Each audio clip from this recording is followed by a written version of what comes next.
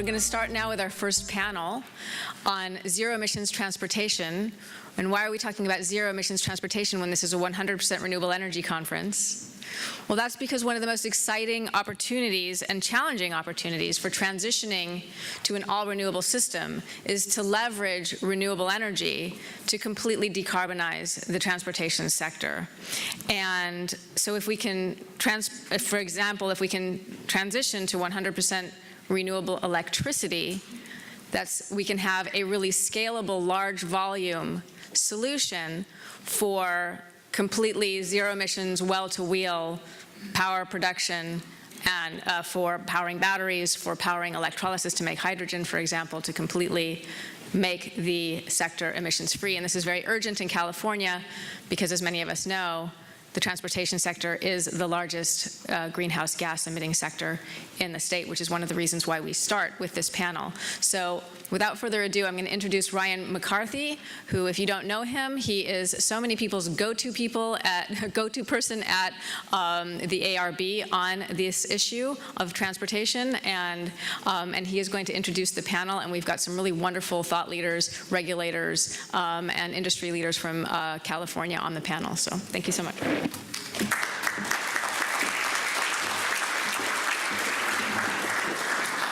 Pleasure to be here. I know this is the Renewable Energy Conference, but Diane, you introduced us well. And in many ways, I think the state, at least the agencies, 100% ZEV sales has been a more concrete policy statement and has already been established in policy even before discussions about renewables. California co-founded the International ZEV Alliance, which is a commitment among countries, states, subnational, and national jurisdictions to reach 100% ZEV sales as soon as possible, and by no later than 2050. And when we talk about ZEVs, we talk about plug-in hybrids, battery electric vehicles, and hydrogen fuel cell vehicles. We have a mantra at ARB that has been established for the heavy-duty sector, or for the freight sector, at least in terms of our incentive programs, that we want to go zero wherever possible, and near zero in terms of criteria pollutant emissions with utilizing renewable fuels everywhere else. And as we'll discuss today, we have regulation under consideration this year to essentially reach 100% ZEV sales in the bus sector. And I think that's widely viewed to be the first sector likely to go entirely zero emissions. I'll let my panelists confirm that today. But I think also the heavy-duty sector in general, we're beginning to perhaps slowly realize how quickly that could change, and I think that might more broadly be something that can go electric even quicker than the passenger sector. At the state level, we are addressing this issue really focused on the near term, building out the infrastructure we need to support it, making sure we continue to have incentives in place that are effective to help consumers and businesses get into zero-emission vehicles. Education and outreach has been identified as a barrier. There's a lot of uncertainty among consumers out there about the different technologies, the availability, costs, and operating issues. So we are working on that front as well through a new entity called Veloce. And we, of course, have a regulation on the light-duty side and perhaps the bus sector as well, requiring increasing sales of zero-emission vehicles. So we approach this from an integrated perspective: incentives, investments, regulations, pushing on all fronts: the vehicle side, the fuel side, the land use side, planning side at the city level. And we are certainly committed to moving forward towards that goal of 100%. With that as sort of an initial introduction, I want to introduce our panel and hand it over to them, and first just say thank you and congrats to Diane, Angela, and everybody who put this conference together. This is really, I think, an exceptional panel in a number of ways, and I know I'm supposed to say that, but I very much mean it today. This is an excellent panel in so many ways, as well as an excellently planned conference, I think. So I am very excited to be moderating this session. I'll just introduce everybody now and then hand it over. You have their bios, so I'll try to be fairly quick here.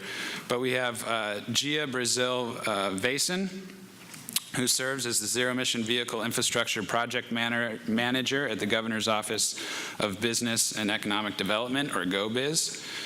She's involved in all things ZEV and ZEV infrastructure there. GO-Biz is an entity that's trying to pull together the efforts across our agencies, which is not easy, and they are in charge of making sure that that we move forward. They've been dubbed sort of the infrastructure czars for California. She, like me, and I'm always proud of this, is a product of California's public universities, both Santa Cruz for her undergrad and a master's at UC Santa Barbara. We have Commissioner Carla Peterman, who was appointed to the Public Utilities Commission by Governor Brown in December of 2012. She's the assigned commissioner for probably everything you guys care about here, including energy efficiency, renewable portfolio standard, alternative transportation, energy storage, as well as many other things, including general rate cases, which are very important for these issues as well.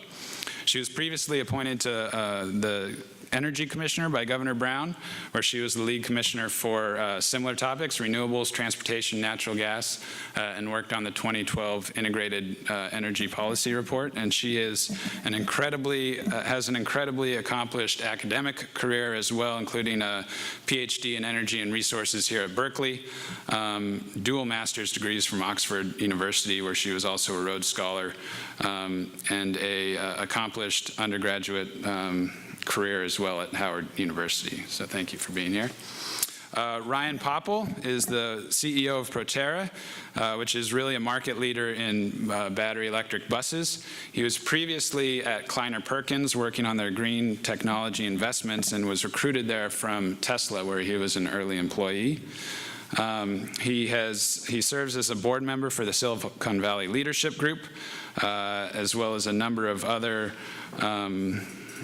NGO areas.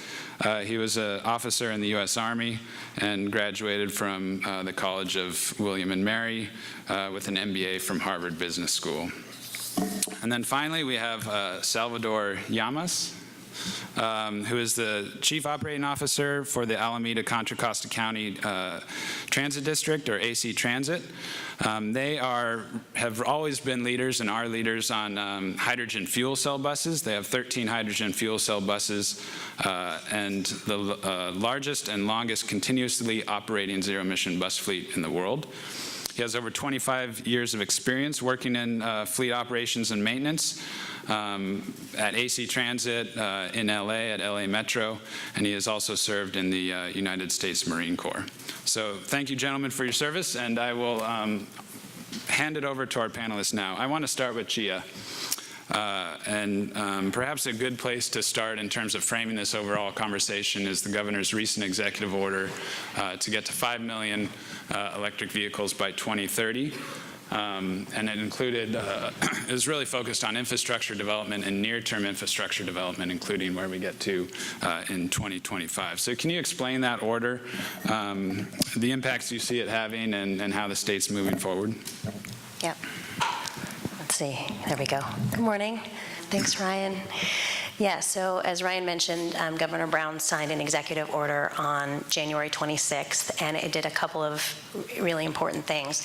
So first, it increased our targets for zero-emission vehicles from 1.5 million on California roads by 2025 up to 5 million by 2030, which you mentioned.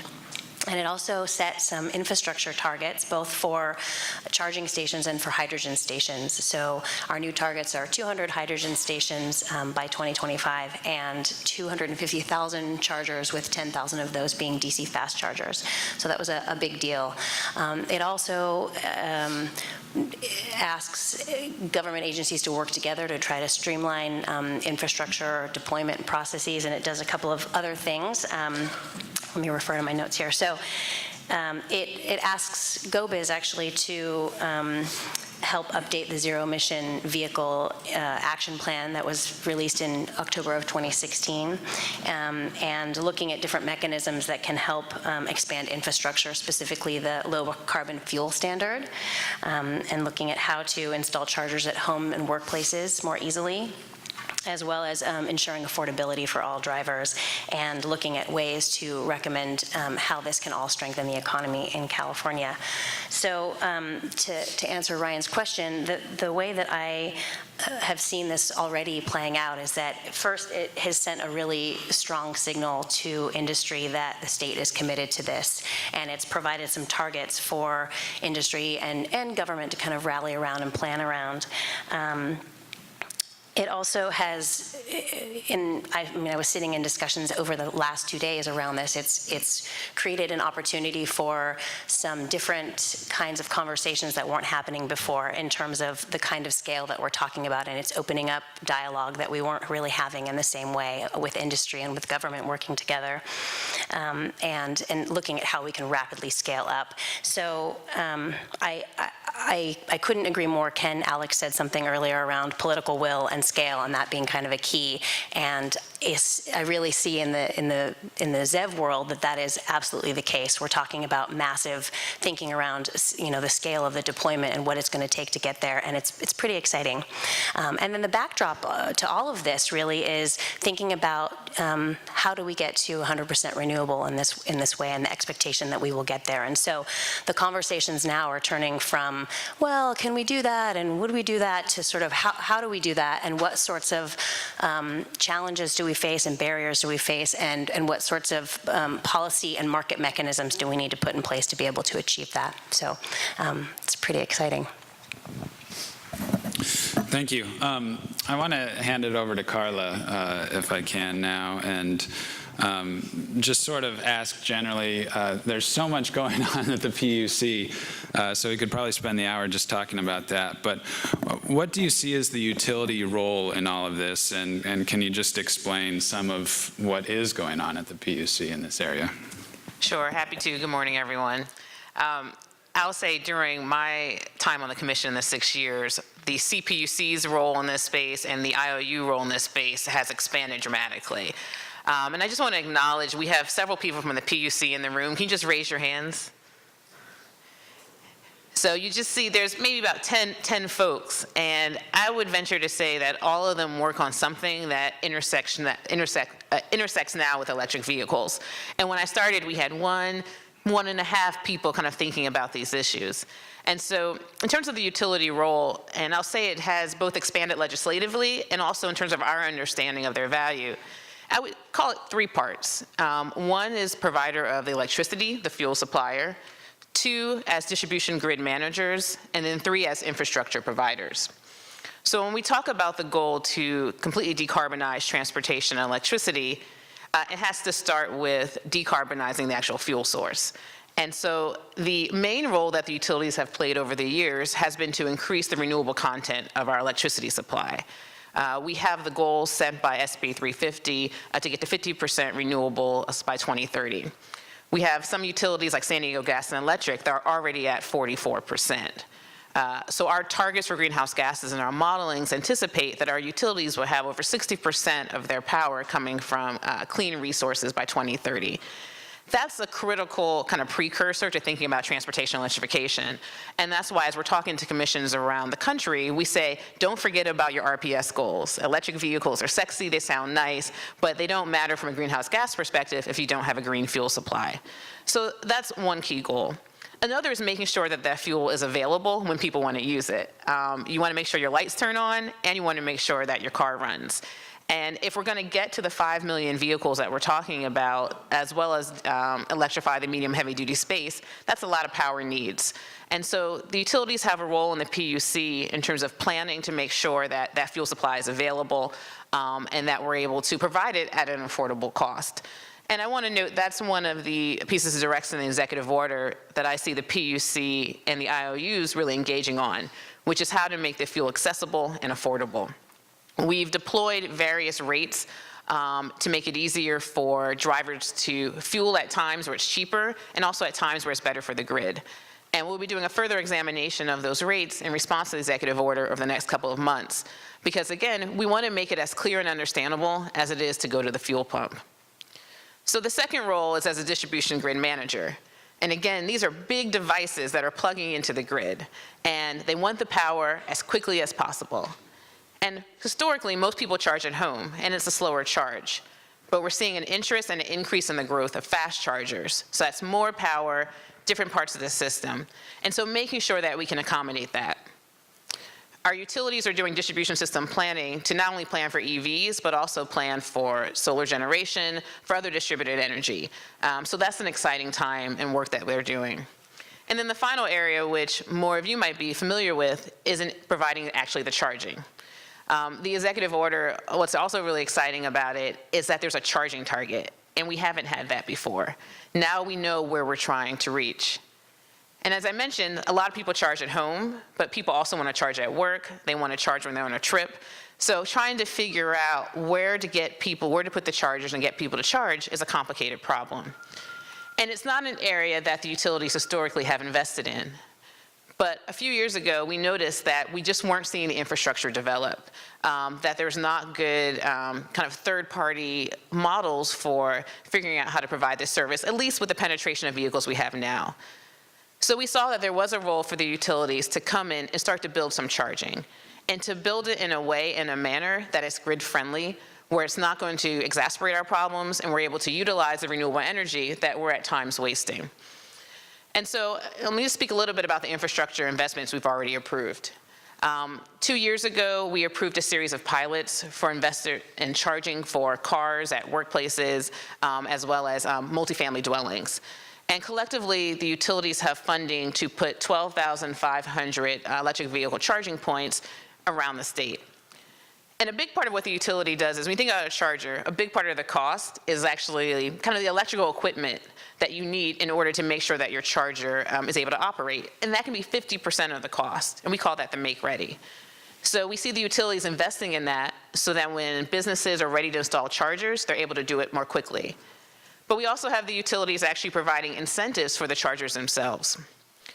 We want to make sure that the utility investments complement what else is happening in the market. And so we're really trying to focus on communities that may not get the chargers for other reasons. So disadvantaged communities, people who live in apartments. So SB 350 passed in 2015, and it gave us a legislative role in terms of promoting electrification in the vehicles. And so in response to that, utilities filed proposals for electrifying kind of everything. And it's pretty exciting. We've gotten nearly $1 billion in proposals from the utilities. To date, we've approved about $45 million, and that's for a series of 15 projects that can be completed in the next few years. And we asked the utilities to think about a vision for your role for the next 10 years, but what can you actually put in the ground now? Because people need to see these chargers present.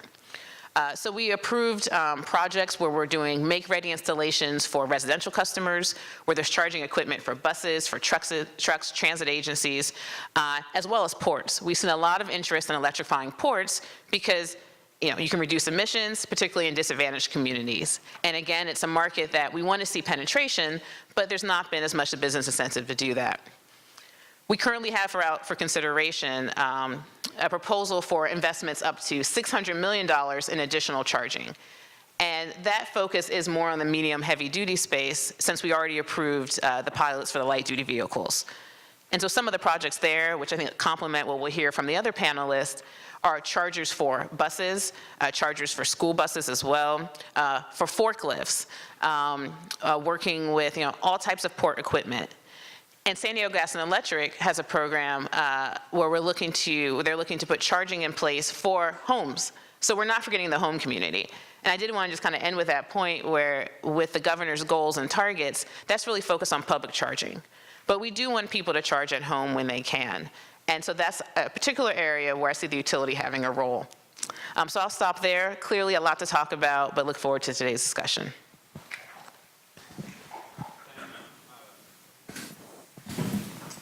Thank you, Commissioner.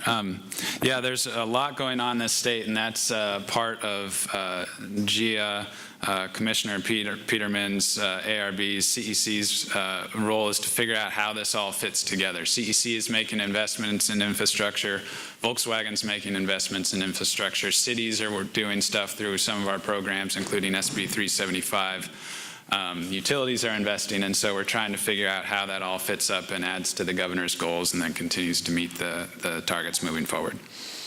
So there's obviously a lot of focus often in these forums on light-duty vehicles, but as we've mentioned already, it's not just light-duty, and in fact, a lot of the most interesting opportunities, both from a technology perspective and cost perspective and market perspective, but also from a policy perspective in California, where air quality is still a primary driver of everything we do, and in the transportation sector and the heavy-duty sector, in many cases, a bigger driver even than climate change. So heavy-duty vehicles and electrifying heavy-duty vehicles or moving to hydrogen is an incredibly exciting topic and as timely as ever. So I want to hand it over to Ryan and just get a sense of what Proterra is doing and where you see where the electric bus market is now, how we got there, and where you see it going over the next 5 or 10 years. Sure. So this is probably a good week for me to provide this update because we just wrapped up first quarter of 2018, and we were doing a series of meetings this week just to look at where we're going from an engineering perspective, from a production perspective, also from a capacity planning perspective. We're looking at when do we need to add and how many megawatt hours or gigawatt hours of capacity do we need to add to battery production. The market is moving very fast, and I think California can be very proud of its leadership role in enabling this. I think what has got us to where we are today, where we have very high confidence that the future of the transit bus market is zero emission, is a set of actors and stakeholders, including innovators in the California market, so entrepreneurs like the folks who work at my team, or work on my team. It's also, though, policymakers and regulators in California. We wouldn't have a battery production facility or a bus manufacturing facility. We wouldn't be hiring so many people in California if not for organizations like GO-Biz and some of the advanced manufacturing grants we're able to get. It's also an important lesson, though, that it doesn't take a whole lot of capital or support if you can push something that's going to get market momentum. If I look at the amount of money our customers have spent on our product or the amount of money that investors have offered to support the company, it's orders of magnitude higher than the amount of capital that the state of California has had to put in. So specifically, I think our company received a manufacturing grant that was worth about $3 million from the state.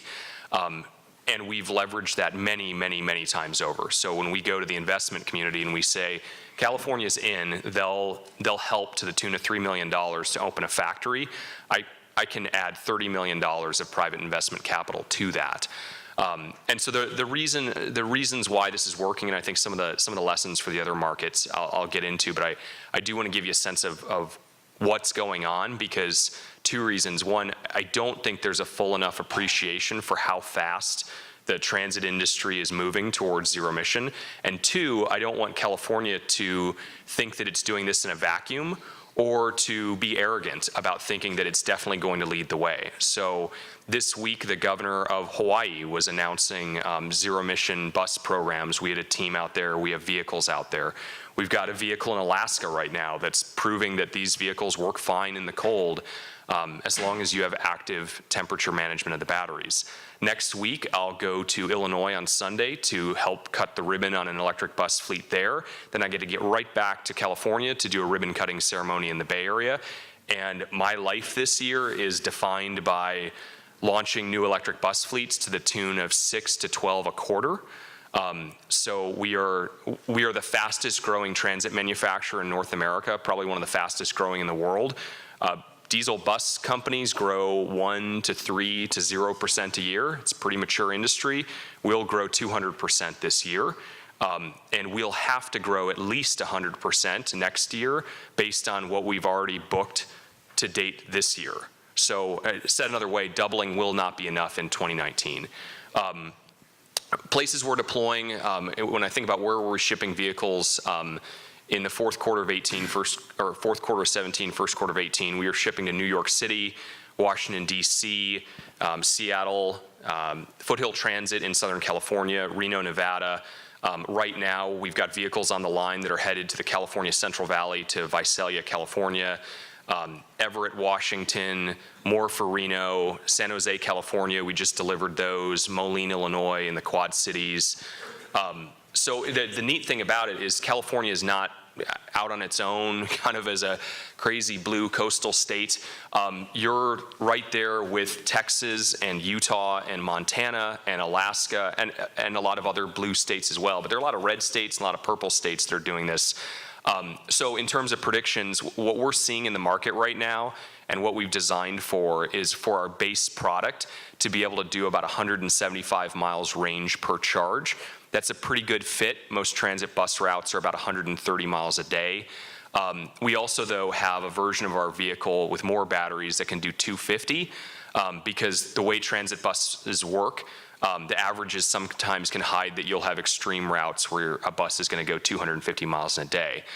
Earlier this week, in terms of reviewing where we're going from an engineering perspective, next generation of the battery module will be in the market next year.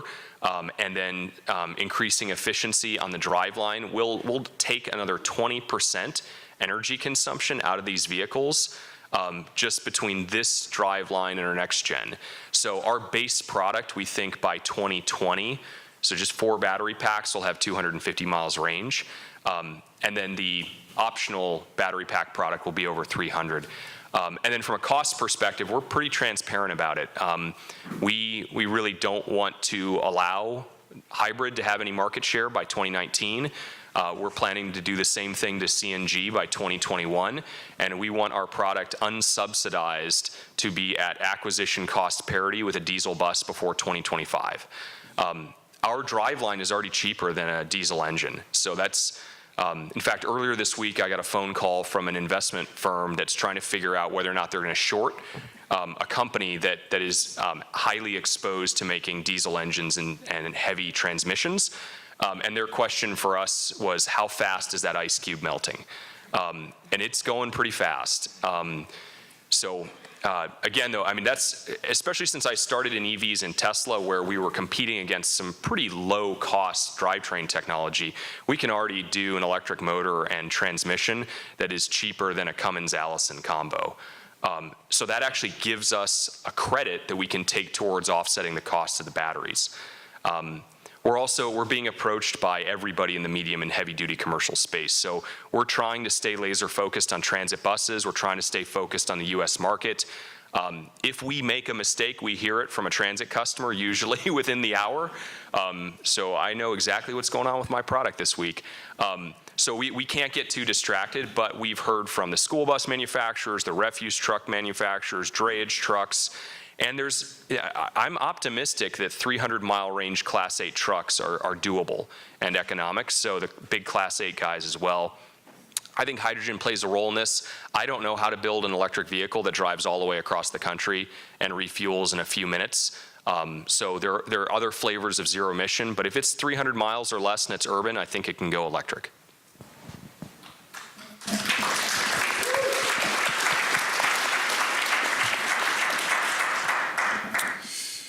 Thank you, and I appreciated your comments about being on the lookout for California arrogance or something. And certainly we don't need to be in the leader in everything we do. I think that's fair to say, nor can we. But We are proud of it, and I think we are benefiting from it. And I think your industry is a great example of that, and electric transportation in general. Tesla brought car manufacturing back to California in the form of electric vehicles.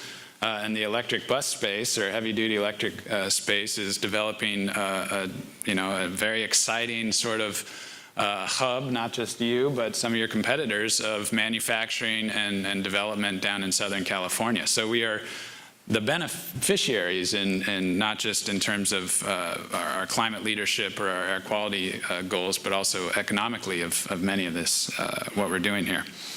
I want to hand it over now to Salvador on the user side of the bus segment. And as I mentioned, AC Transit's been a leader in this space for a long time, especially on hydrogen. And can you just mention sort of what you've been doing for a long time? You guys have obviously seen this transition and opportunity happening, or the opportunity of it, for a long time. Just share your vision and what's going on and what you see from the user side as the future here. Certainly. First, I want to say that I'm very excited and already energized and electrified from what I heard at the state level and by the bus manufacturers. This is really exciting news for me and for us. And let me just start by sharing a little bit about AC Transit. If you're not familiar with AC Transit, we're located just south of here. We're based in Oakland, California. We serve a 364 square foot mile area of the beautiful San Francisco East Bay. From Richmond all the way down to Fremont, and we cross into San Francisco on all 3 bridges. We have 151 bus lines that we operate. 31 of those are Trans-Bay lines. We have a fleet of 632 public transit buses, and 13 of those are zero-emission hydrogen fuel cell electric buses. And we are very fortunate to have one of 3 transit operators that have a fully publicly elected board of directors. We have 7 board of directors, and I'd like to acknowledge Director Peoples, who's in the audience here.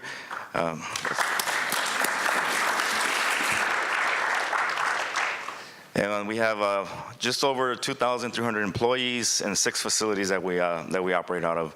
So Director Peoples truly has been the champion and the leader that started AC Transit down this path, and it all started with our partners and our friends in Sacramento that enacted a fleet rule back in 2000 that nudged the industry, public transit industry, to start looking at either alternative path or diesel path, and those transit operators that were going to be in the diesel path had to demonstrate a hydrogen fuel cell technology, because battery electric bus pretty much was unheard of because the battery technology wasn't really, had not advanced to where we're at today.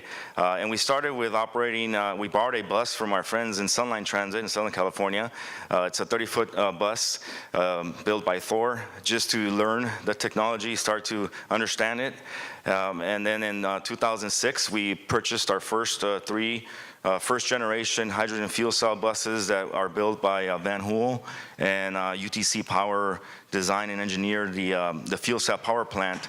And just without insulting anybody's intelligence, I'll just share a little bit of the difference between the battery electric bus and the hydrogen fuel cell bus. They're both an electric drive bus. They have electric drive systems, they have an energy storage system, and they have an energy battery management system. The difference between the fuel cell is it self-generates. So we store 40 kilograms of hydrogen in high-pressure tubes. Those tubes feed the fuel cell that has a proton exchange membrane in it, or a few of those, several of those actually, and we pass hydrogen, oxygen, and water through those. It separates the molecules and it sends the electrons to the energy storage system, and then it becomes an electric bus.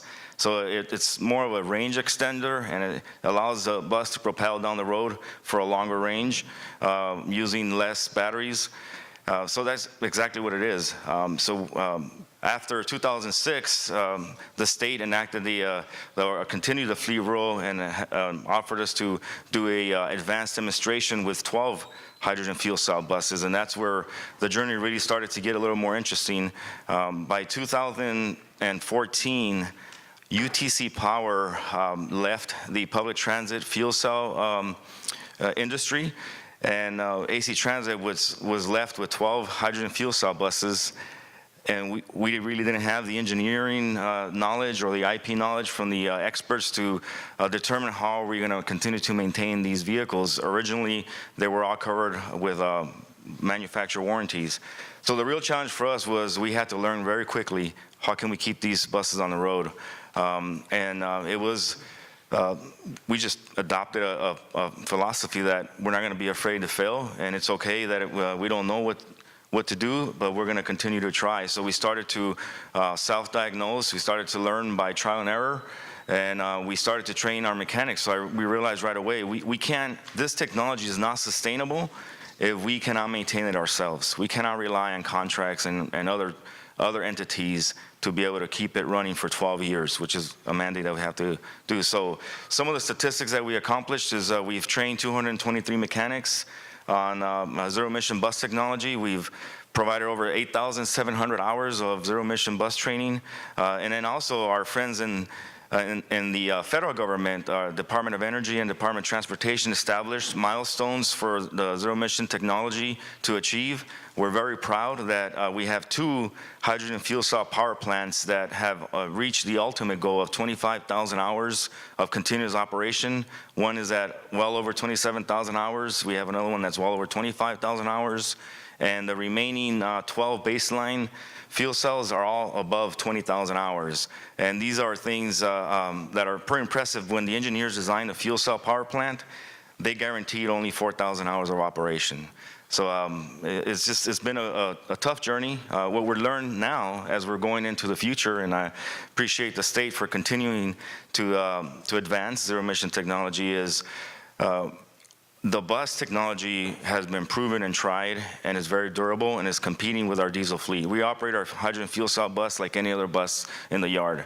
What we're waiting for is the fueling and charging industry to catch up. And this is where we need our friends in the CPUC to help us with some charging rate legislation or changes. And we also need the hydrogen fuel cell providers to understand we have to fuel at one property 200 buses in a 10-hour window. How do we fuel or how do we energize 200 zero-emission buses so they can go out every morning? That is a challenge that I present to the industry, and there's no doubt in my mind that we're going to achieve that soon. Thank you.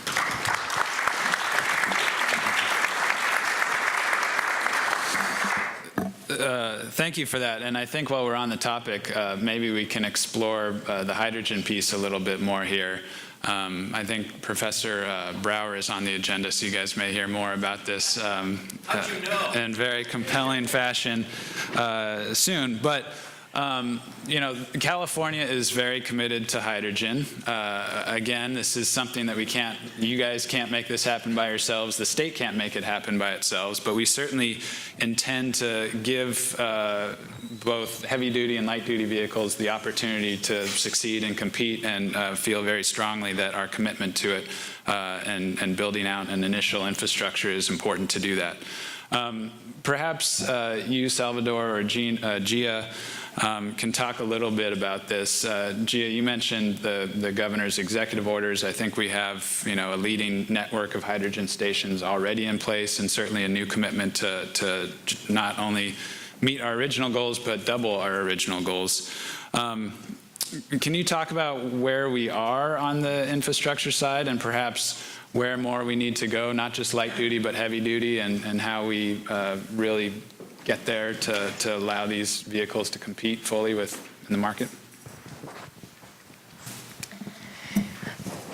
So with regard to hydrogen, I just want to underscore what Ryan said, which is, from the state perspective, we believe that these technologies, batteries, and, you know, battery electric, hydrogen electric, are complementary, and we have to invest in both in order to achieve our goals. And so, you know, it's a non-starter to talk about doing one or the other, or which one's winning, or what one, you know. And you'll notice from, I forgot to mention that along with the executive order, there's an investment plan of $2.5 billion. So there's also money going into this, and for building infrastructure, both chargers and the hydrogen stations. So right now we have 33 open retail public stations for light-duty vehicles, and very soon we should expect 34. There are 65 funded through Energy Commission funds, and with the original goal was to have 100 stations funded, and now that's been raised to 200 stations by 2025. So,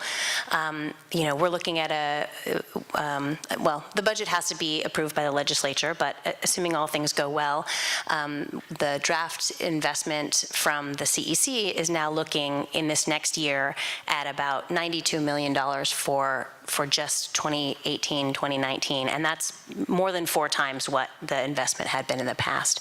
So what this means in terms of, I kind of mentioned scale and how the dialogue is changing, and what we're looking at now is a whole different kind of flipping infrastructure development on its head, so to speak. We're looking at, to meet the targets, you know, 23 stations per year from now until 2025, and we've done like about maybe 10.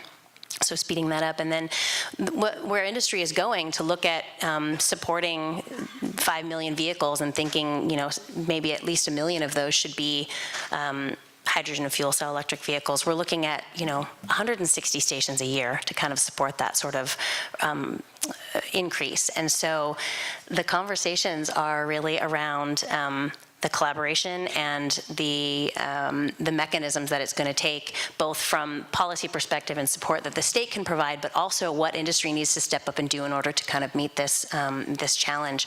So I don't know if I answered your question, but that's Absolutely. okay.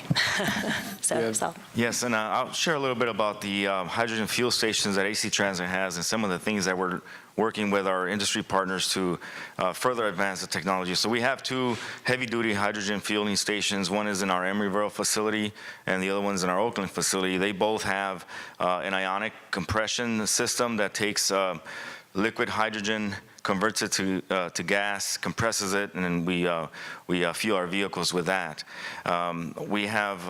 They produce about 360 kilograms of hydrogen per day.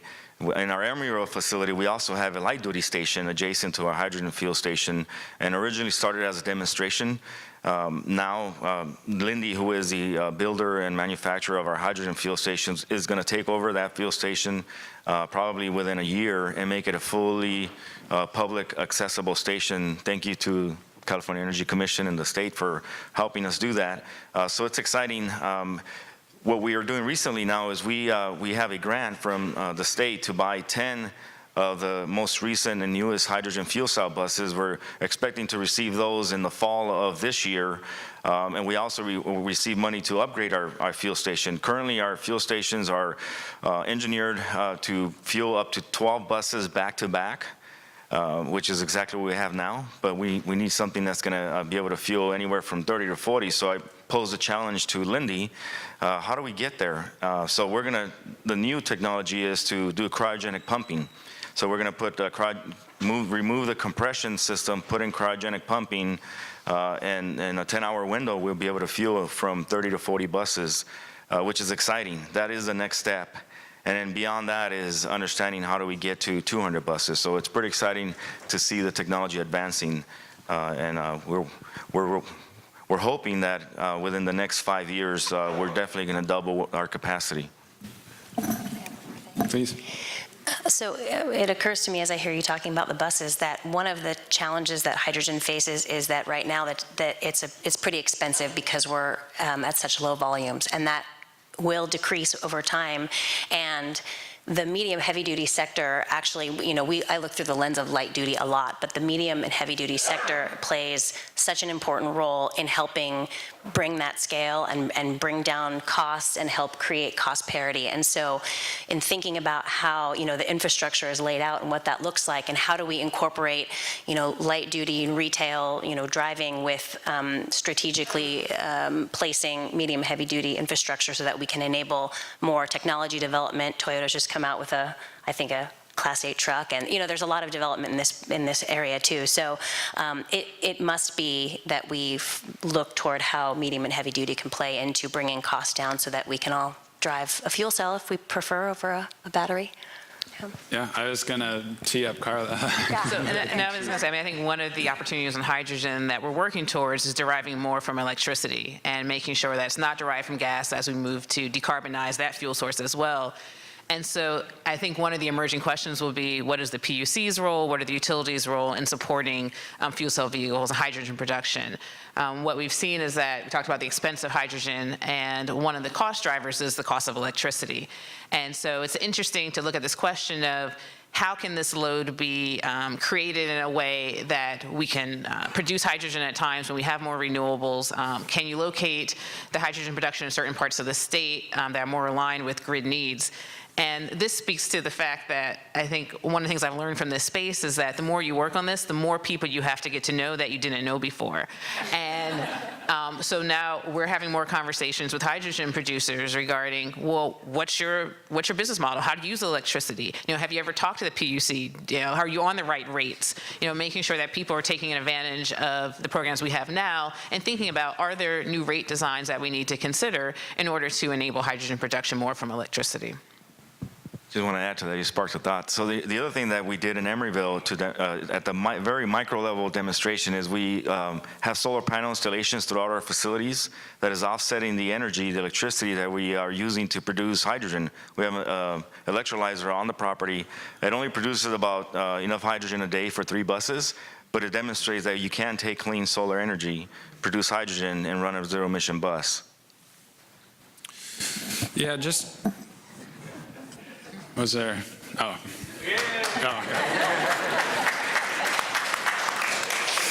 This issue of utilization is a big one as we imagine, as we sit here sort of at the cusp of a transition, and how do we get from here to there in an efficient way when there is a lot of state money available and incentives, but we also want to get the private sector to invest, and they're looking at low utilization now and say, you know, it's maybe better if I wait a year. So, and it's both on the hydrogen side and the electricity side. You know, on the hydrogen side, Toyota is trying to address this partly with a pilot at the ports, where they're trying to provide fuel for long-haul trucks that are going to be running around the ports and to and from warehouses, and also trying to generate electricity with it, and one of these, you know, so-called trigen systems, so that they can get better utilization from the beginning and adjust over time as vehicle fuel demands increase as well. On the heavy-duty side, I know this is an issue that's being addressed in terms of demand charges and electricity rates. I don't know, Ryan or Carla, if you want to address that. You don't have to. Yeah, I'm happy to provide my perspective, and I think welcome the Commissioner's comments on this as well. I think it's important to separate the two sort of parallel paths or complementary paths on zero emission into 2 different strategies, and recognize that they are at very different levels of maturity and they need different types of support. Proterra has built several hydrogen fuel cell buses in our history, but that we fit the hydrogen fuel cell program in advanced R&D, and it's simply because of all of the challenges that were mentioned on this panel. 98% of our staff, though, is focused on getting perfect electric buses out the door as fast as possible to keep up with an absolute bow wave of orders. And so hydrogen is fascinating, and it's a long-term future for a lot of these markets, but I just hope that we don't lose sight of the fact that we actually have an opportunity right in front of our noses, if we don't take it for granted, to eliminate fossil fuel usage in a lot of applications. So what you're seeing, though, so I'd say electric is in, and I love that table, free electric buses. Electric is in, I would say, scale-up phase. And having gone through this before, scale-up phase is really hard. Like, Proterra can still screw this up. And so I have to go into work every morning and do everything that I did the day before faster than I did it. So scale-up is usually what kills technologies. It's not getting one to work or getting into initial revenue. It's dealing with New York, Philadelphia, Miami, Seattle, all in the same month, and they all have more lawyers on staff than you have total employees, it seems. I mean, these are tough markets. So what we're seeing on the deployment side for electric, the stuff that keeps me up at night, is it's not going unnoticed that diesel market share is going to zero in this market. Same with CNG. We're seeing CNG fueling companies that have lost 90% of their market value in the last 3 years, now selling their product at a loss to try to launch new fleets. So there's a deal out there, sign up for CNG fleet and you get CNG for $1 a gallon. That product is being sold at a screaming loss, and it's cost their investors most of their capitalization. But I don't know what it takes to get a fossil fuel company to tap out. And so what we're starting to see, you're going to see this. If you want hydrogen cars and you want electric vehicles and you want electric trucks, the fossil fuel industry is not going to go quietly into the night, whether it's diesel or natural gas. One of the things that is hard for us is the fuel that our buses run on is more tightly regulated than the fuel that diesel and CNG buses run on. I can't go to a customer and say, I'm going to sell you electricity at a loss to prevent you from implementing a CNG fleet, because we are legally not allowed to sell electricity. We are legally allowed to sell retail natural gas, though. So our fuel goes through a much more heavily regulated, I would say thoughtful process in terms of setting the policies around it.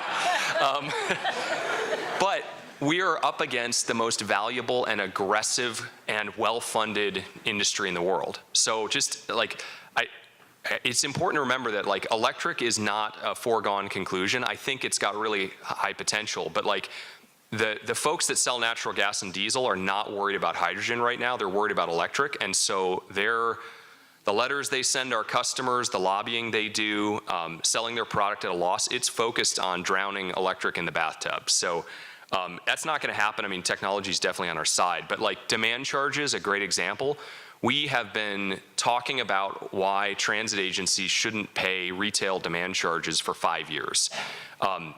We have not moved fast enough on this, so now we're putting bigger batteries into buses than they probably need because our customers have been so horrified by demand charges. At the end of the day, doing a fast charge event in the afternoon during the solar peak probably makes a lot of sense. But the technology, we may solidify around a charge at night model while we're still waiting for a more, I guess, a friendlier set of rates for fast charging. You know, and we have rates for electric light rail that recognize the public good of zero-emission transportation. We have not been able to get electric light rail rates to apply to AC Transit or to Foothill Transit on the bus side.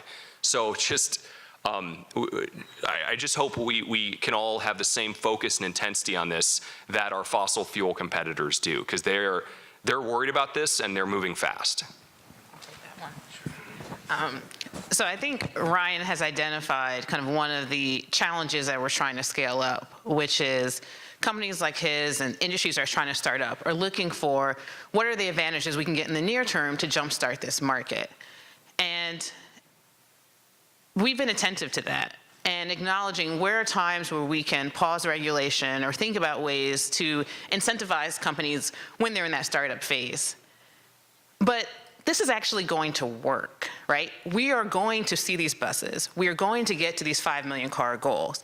And so if it's actually going to work, we need a sustainable fueling policy. We need a sustainable pricing policy. And I think, I'll talk specifically about the issue that Ryan raised, that we've been talking to transit agencies over the years about some of the challenges with charging and demand charges, right? And demand charges are pretty much, you kind of have to pay when the power you use causes issues and, for the grid. That's what a demand charge is. You're using a bunch of power at one time, there's grid implications, there's a cost to that. But we actually had a program that waived demand charges for 3 years for companies, for transit agencies like Foothill, for example, to enable them to use buses. But waiving something long-term for everyone isn't a sustainable model. And so we're now having active discussions about what does it really mean to have sustainable rates in this industry. The proposal that's out, the decision that I noted that's out for consideration has a proposal from Edison, for example, that incorporates demand charges into the variable rate. So I think that is the balance. I'm sensitive to the fact too that we're also looking at rate design for everyone, and it's not just transportation. And I think that's been an educational opportunity between transportation companies and the regulator, which is them understanding the broader set of considerations that we have. Because the worst case scenario is that we scale these vehicles in a way that is harmful for the grid, because that's going to add costs to the electricity, the fuel that we're all trying to get people to buy. I really hope that we can solve that by December. The reason I say that is we actually have on contract right now, we're buying 5 battery electric buses. This is our first time that we're going to try out full-on overnight charging battery electric buses. And the interesting and unique part is that the same manufacturer that's building our hydrogen fuel cell bus is building the battery electric bus.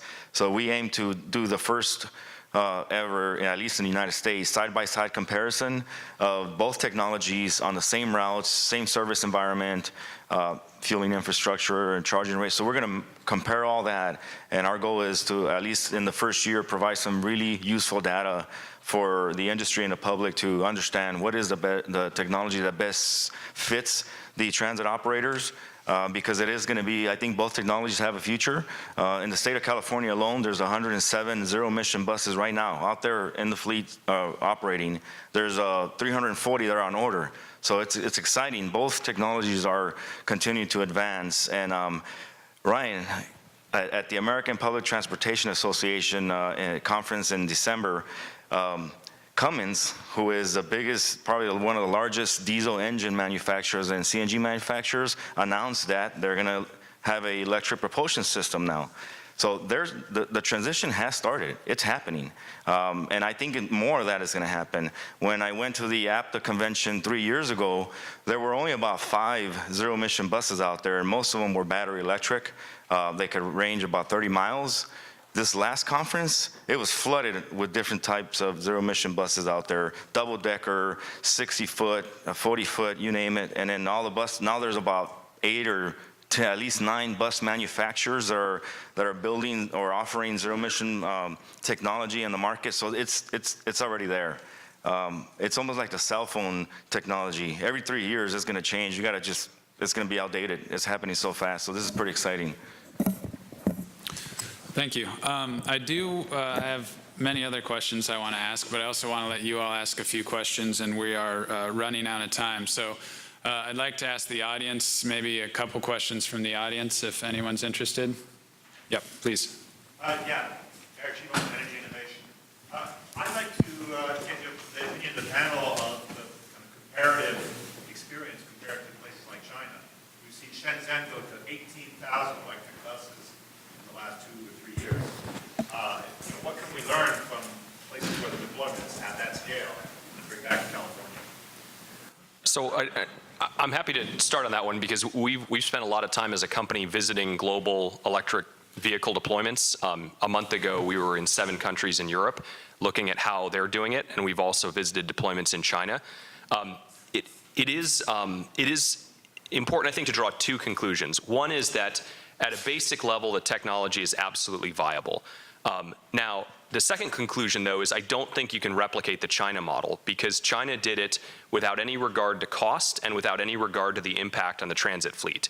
I'll have a conversation later today with one of our upcoming customers, and I have to take their existing route schedule and make sure that every single block of that schedule we can do with a combination of vehicles and charging, and they are not willing to make any changes to behavior.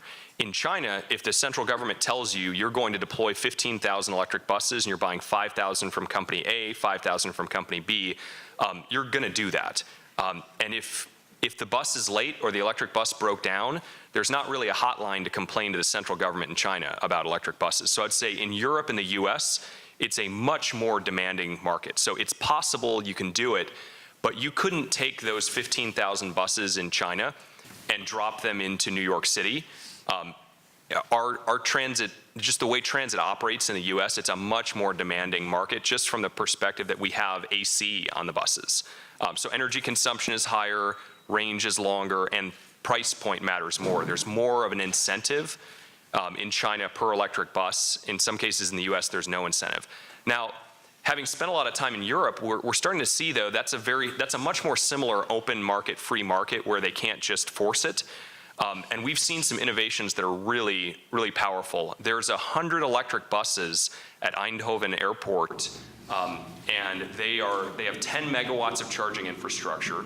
They mounted all the chargers on a simple kind of public works truss, like an overhead truss.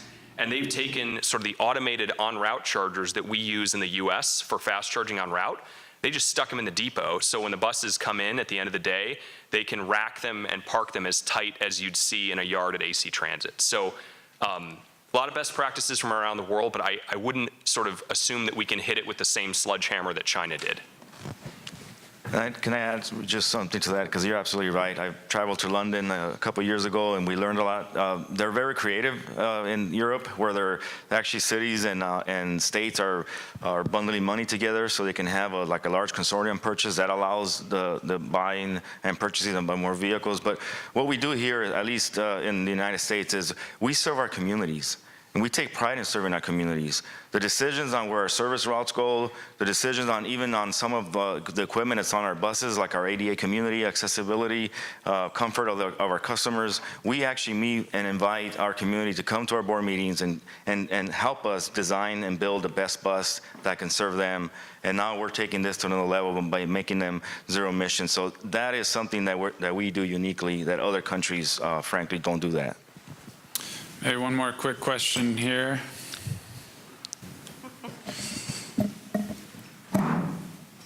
Can you just yell? Sure. Gil Friend, City of Palo Alto, from Shenzhen big to little. This is a city that's got a commitment to electrification, a carbon neutral utility, municipals are not regulated by you, Carla. I still love your advice. And here's to you. We have probably the fastest uptake of EVs in the state. And we're struggling with the question of how much infrastructure to deploy, how quickly. We can't afford to over-deploy. We don't want to be stuck with under-deploy. How do we even think about that when the penetration curves are just, getting redefined every week? Well, we're actually going through the exact same thing with our electric bus and our hydrogen fuel cell bus.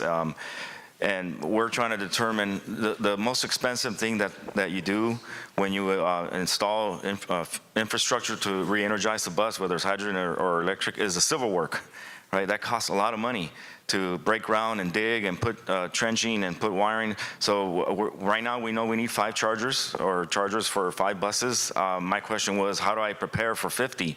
How do I lay down the foundation for that? Later on, maybe we can buy that. So it's a good question. I would advise you to put it on the industry, ask them, and then talk to your utility providers, ask them the question, and hopefully it sparks the interest for innovation and creativity. I don't know that anybody knows the answer. Same thing on the hydrogen. We just now are moving into 30 to 40 bus distribution for our hydrogen facility. I asked the question, how do I get to 200? They gave me the answer, but it's a theoretical answer. So I think this is part of the emergent technology steps that we have to go through.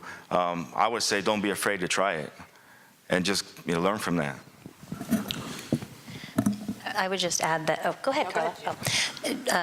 Just to build on what Salvador said, I think that the permitting and the processing around that, one of the roles that GO-Biz has is to really help to try to streamline that process. And there's modeling that's done at CEC. They use EVI Pro to look at what kinds of gaps we have. There's modeling being done at Air Resources Board, at Ryan's organization, to think about, what kind of curves and what sort of infrastructure we need for that.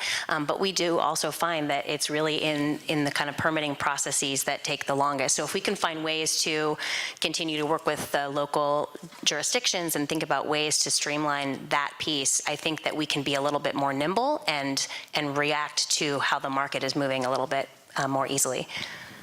Yeah, I'll just add, in addition to Gia's point, in addition to just broader planning analysis you can do, you can be fairly confident you just won't build enough no matter what, right? So yes. Then I would take the perspective of, why do you want to build it? What do you want the charging for? And specifically, if it's the local government that's thinking about paying for the charging, sometimes local governments want to do that to have the visibility of charging, to have it to show the city's commitment. And so you want to put it at the town hall and places like that. And so investing in that visible charging might have different incentives or needs than if you're trying to make sure that 20% of the population is able to charge.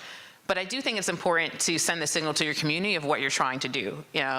If you're trying to give them all their charging needs, say that. If you're trying to give them charging in an emergency, say that. Because all of that gives people comfort, because then they can put that worry aside. And again, what the analysis shows that over 90% of charging happens at home. and that most people, 99% of your miles are within a small enough distance that you can just use local charging. So you may only need a very little bit amount of investment to give that public confidence. And we wrestle with this, and the big driver we know is the more cars that are out there, it makes the charging, more able to be utilized. And so really thinking also about how to promote consumer education and awareness so that people are buying vehicles and charging with the opportunities they have now, but have confidence that those opportunities will expand. We are over time, so I apologize that we'll have to cut off questions. I hope you can catch our panelists over coffee. Obviously, this is an interesting topic for folks, and I think we could have kept going, so I hope it continues to be talked at future conferences. And just please join me in thanking our panelists.